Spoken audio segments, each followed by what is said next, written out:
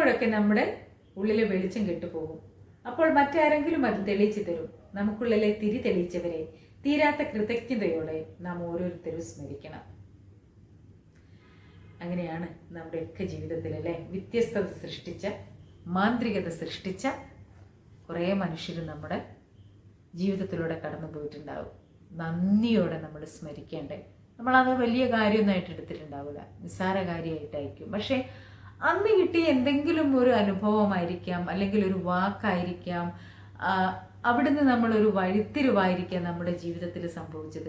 പിന്നീട് അതിലും കുറേ കാര്യങ്ങൾ നമ്മളെ ഹെൽപ്പ് ചെയ്തവരുണ്ടാവും. പക്ഷേ ആ ഒരു വഴിത്തിരിവ്, അതിലേക്ക് നമ്മളെ തെളിച്ച് വരെ നമ്മൾ മറന്നു പോകാൻ പാടില്ല. അങ്ങനെ ഒത്തിരി പേര്, നമ്മൾ എത്ര ഉയരത്ത് പോയാലും നമ്മൾ താഴോട്ട് ഏറ്റവും നമ്മൾ ചുവട് വെച്ച താഴത്തെ സ്റ്റെപ്പിലേക്ക് നമ്മൾ നോക്കണം. അങ്ങനെ എൻ്റെ ജീവിതത്തിലുണ്ട് ഒരുപാട് പേര്. ഞാൻ എഗരൂർ ഉണ്ണികുളം സ്കൂളിൽ പഠിക്കുന്ന സമയത്ത് നാടകം ചെയ്തുകൊണ്ടാണ് കലാരംഗത്തേക്ക് വരുന്നത്. അന്ന് ഓഡീഷന് പോയപ്പോൾ എന്നെ സെലക്ട് ചെയ്ത സാറന്മാർക്ക് അതിലെല്ലാറ്റിലപ്പുറം ഒരു ആർട്ടിസ്റ്റ് എന്നുള്ള ഒരു ഐഡൻറ്റിറ്റിയിലേക്ക് എന്നെ കൊണ്ടുവന്നത്. ഞാൻ പറഞ്ഞിട്ടുണ്ട് പലപ്പോഴും, ഞാനൊരു ഗ്രാമത്തിലാണ് ജനിച്ചു വളർന്നത്. എൻ്റെ പ്രിയപ്പെട്ട ഗുരുനാഥൻ മങ്കയൻ രാഘവൻ മാസ്റ്റർ, അദ്ദേഹത്തെ എനിക്ക് ഒരിക്കലും മറക്കാൻ പറ്റില്ല. ഞാൻ ഇന്നും കൃതജ്ഞതയോടെ ഓർക്കും. കാരണം എന്നിൽ നല്ലൊരു ശബ്ദമുള്ള നല്ലൊരു വോയിസ് ആർട്ടിസ്റ്റ് ഉണ്ട് എന്ന് കണ്ടെത്തി എന്നെ കോഴിക്കോട് ആകാശവാണിയിൽ കൊണ്ടുവന്ന് ഓഡീഷനൊക്കെ ചെയ്യിച്ച് അവിടുത്തെ ഒരു ആർട്ടിസ്റ്റായി ഞാൻ മാറിയത്. ആ കാലത്ത് ഒത്തിരി റേഡിയോ നാടകങ്ങൾ എനിക്ക് ചെറിയ കുട്ടിക്കാലത്ത് പഠിക്കുമ്പോൾ തന്നെ അതൊരു എനിക്കൊരു ഇൻകം ആയിരുന്നു. അദ്ദേഹമാണ് എന്നെ ഹെൽപ്പ് ചെയ്തത്. പിന്നെ അദ്ദേഹത്തിൻ്റെ തന്നെ ഡയറക്റ്റ് ചെയ്ത് ഒത്തിരി നാടകങ്ങളിൽ അഭിനയിച്ചുകൊണ്ടാണ് ഞാൻ എൻ്റെ കലാജീവിതത്തിലേക്ക് കാലെടുത്ത് പിച്ച വെച്ച് തുടങ്ങിയത്. അതിനുശേഷം എന്നെ ഒരുപാട് പേര് സപ്പോർട്ട് ചെയ്തു. ഇപ്പം ഞാൻ ഈ സിനിമ മേഖലയിൽ പ്രവർത്തിക്കുമ്പോഴും എന്നെ ഹെൽപ്പ് ചെയ്യാൻ എൻ്റെ കൂടെ ദൈവത്തിൻ്റെ ഇടപെടൽ പോലെ പ്രിയപ്പെട്ട ഗുരുനാഥന്മാർ, സുഹൃത്തായിട്ടും സഹോദരനായിട്ടും സഹോദരിയായിട്ടും ഒക്കെ അവർ കൂടെ ഉണ്ട്. അപ്പോൾ എല്ലാവരെയും നമ്മുടെ ലൈഫിലേക്ക് കടന്നു വന്നിട്ടുണ്ട്. നമ്മളെ വഴി തെളിയിച്ച് തന്ന അവരോരോരുത്തരും പേരെടുത്ത് പറയുന്നില്ല ഞാൻ, അതെൻ്റെ മാത്രം അനുഭവമാണ്. അപ്പോൾ ഇതുപോലെ നിങ്ങൾ നന്ദിയോടെ സ്മരിക്കേണ്ട ഒരുപാട് പേരുണ്ടാവും, മറക്കാൻ പറ്റാതെ. ഒന്ന് കമൻറ്റ് ചെയ്യണേ. അപ്പോൾ ഇന്ന് നമ്മൾ കൃതജ്ഞത നിറയ്ക്കുന്നത് അങ്ങനെ ഏതെങ്കിലുമൊക്കെ സാഹചര്യത്തിൽ നമ്മളെ ഹെൽപ്പായവർക്കുള്ള കൃതജ്ഞതയാണ് നമ്മളിന്ന് നിറയ്ക്കാൻ പോകുന്നത് നമ്മുടെ ലൈഫിൽ. അത് നമ്മൾക്ക് ഒരുപാട് മാറ്റങ്ങൾ കൊണ്ടുവരും എന്നുള്ളത് തീർച്ചയാണ്. അപ്പോൾ അങ്ങനെ ഒരു വ്യക്തി നമ്മുടെ ജീവിതത്തിലുണ്ടെങ്കിൽ അത് ആരായിരിക്കും? ഗുരുനാഥനാവാം, സുഹൃത്താവാം, അമ്മയാവാം, അച്ഛനാവാം, ആരുമാവാം. ഒരു പക്ഷേ നമ്മൾ ഇതുവരെ പരിചയമില്ലാത്ത യാത്ര ചെയ്യുമ്പം കിട്ടിയ, നമ്മൾ സംസാരിച്ചുകൊണ്ടിരിക്കുമ്പം ചില വാക്കുകൾ ചിലരിൽ നിന്ന് നമുക്കത് വല്ലാത്ത എന്താ പറയുക ഉള്ളിൽ തട്ടാറുണ്ട്. അങ്ങനെയുള്ള വ്യക്തികളാവാം. അവരിപ്പോൾ എവിടെയാണ് എന്താണെന്നും നമുക്ക് അറിയണ്ടാവില്ല. നമ്മളൊരു ബസ് ചിലപ്പോൾ മിസ്സാവുമ്പോൾ നമ്മളെ ഹെൽപ്പ് ചെയ്ത ആളായിരിക്കാം. അങ്ങനെ ഒരുപാട് പേരുണ്ട്. അപ്പോൾ ഇന്ന് നമ്മൾ 12ാമത്തെ ദിവസം പ്രാക്ടീസ് ചെയ്യാൻ പോകുന്നത് അങ്ങനെയുള്ള 3 വ്യക്തികളെ നമ്മൾ തിരഞ്ഞെടുക്കാൻ പോവുകയാണ്. ആദ്യം എന്താണ്, രാവിലെ തൊട്ട് വൈകുന്നേരം വരെ, രാത്രി കിടക്കുന്നത് വരെയുള്ള 10 അനുഗ്രഹങ്ങൾ എഴുതണേ നമ്മുടെ നോട്ട് ബുക്കിൽ. അത് കഴിഞ്ഞിട്ട് അങ്ങനെയുള്ള നമ്മുടെ ലൈഫിൽ സ്വാധീനം ചെലുത്തിയ 3 വ്യക്തികളെ നമ്മൾ തിരഞ്ഞെടുക്കാൻ പോവുകയാണ്. മുത്തശ്ശനോ മുത്തശ്ശിയോ സുഹൃത്തോ എവിടെയെങ്കിലും വെച്ച് കണ്ട ആരോ ആയിക്കോട്ടെ, ആ ഒരു സംഭവം നിങ്ങൾക്കേ മനസ്സിലാവുള്ളൂ എന്താണെന്നുള്ളത്. അതെങ്ങനെ എഴുതണം എന്നുള്ളതാണ് ഇപ്പം ഞാൻ പറഞ്ഞു തരാൻ പോകുന്നത്. അപ്പോൾ നിങ്ങൾ വിചാരിക്കും, അയ്യോ എൻ്റെ ജീവിതത്തിൽ അങ്ങനെയൊന്നും വലിയൊരു സംഭവമൊന്നും ഇല്ലല്ലോ. വേണ്ട, നല്ലൊരു സാമ്പാർ വെക്കാൻ മുത്തശ്ശി നിങ്ങളെ പഠിപ്പിച്ചിട്ടുണ്ടോ? നല്ലൊരു അവിയലുണ്ടാക്കാൻ അമ്മ നിങ്ങളെ പഠിപ്പിച്ചിട്ടുണ്ടോ? നന്നായിട്ട് വീട് ക്ലീൻ ചെയ്യാൻ അച്ഛൻ നിങ്ങളെ പഠിപ്പിച്ചിട്ടുണ്ടോ?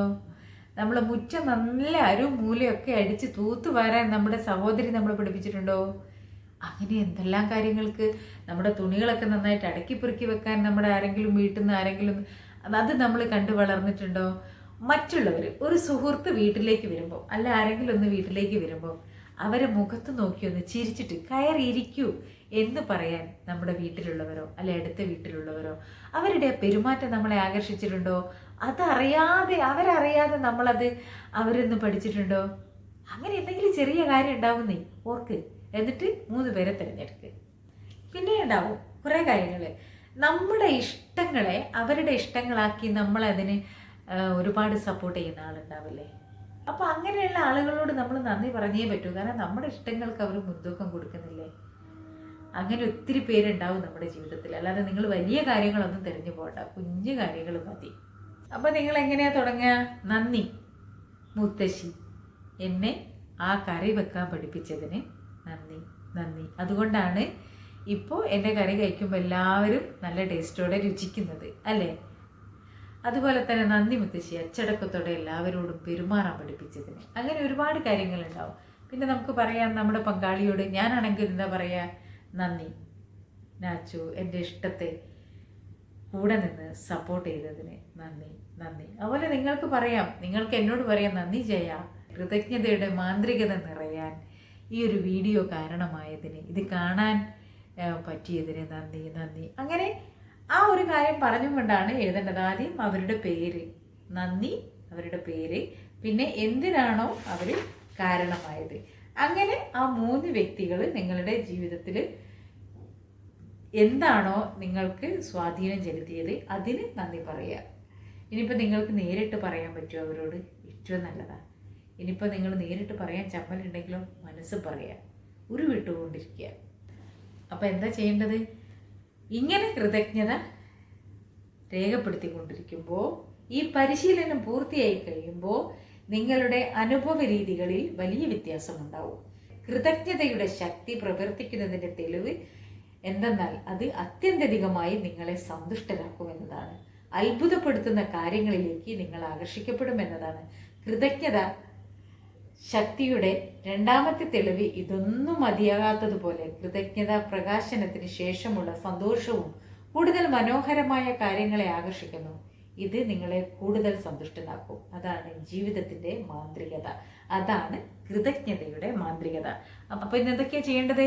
നിങ്ങളുടെ ജീവിതത്തിൽ നിങ്ങളെ സ്വാധീനിച്ച, നിങ്ങളെ ഹെൽപ്പ് ചെയ്ത, നിങ്ങൾക്ക് ഇൻസ്പിറേഷനായിട്ടുള്ള ഏതെങ്കിലും 3 വ്യക്തികൾക്ക് കൃതജ്ഞത എഴുതുക. രാവിലെ തൊട്ട് വൈകുന്നേരം വരെയുള്ള അന്നത്തെ 10 കാര്യങ്ങൾക്ക്, 10 അനുഗ്രഹങ്ങൾക്ക് നന്ദി രേഖപ്പെടുത്തുക. ഉറങ്ങാൻ പോകുമ്പോൾ നമ്മുടെ മാന്ത്രിക കല്ലെടുത്ത് നെഞ്ചോട് ചേർത്തിട്ട് അന്നത്തെ ഏറ്റവും നല്ല നിങ്ങൾക്ക് ഇഷ്ടപ്പെട്ട 3 കാര്യങ്ങൾക്ക് നന്ദി പറയാം. ഇത് നിങ്ങൾ ഞാനിങ്ങനെ പറയുമ്പോൾ കുഞ്ഞു കുഞ്ഞു കാര്യങ്ങളാണ്, ഒരു മെനക്കെടും നമുക്കില്ല, ഒരു നഷ്ടമില്ല. പക്ഷേ ഈ 28 ദിവസവും നിങ്ങളിതൊന്ന് പ്രാക്ടീസ് ചെയ്ത് നോക്കൂ. നിങ്ങൾക്കിത് കാണുമ്പോൾ ഒരു പക്ഷേ ചിരി വരുന്നുണ്ടാവും, പുച്ഛം തോന്നുന്നുണ്ടാവും, ഈ ജയിച്ച് എന്താണ് ഈ പറയുന്നത് തോന്നുന്നുണ്ടാവും. പക്ഷേ ഈ ബുക്ക് വായിക്കുമ്പം നമുക്കറിയാം, അതിലേക്ക് നമ്മൾ അങ്ങ് ആഴ്ന്നിറങ്ങി പോകുമ്പോൾ നമുക്കറിയാം, അത് പ്രാക്ടീസ് ചെയ്യുമ്പോൾ നമ്മിലുണ്ടാകുന്ന, നമ്മുടെ ചുറ്റുപാടുകളിൽ ഉണ്ടാകുന്ന മാറ്റം.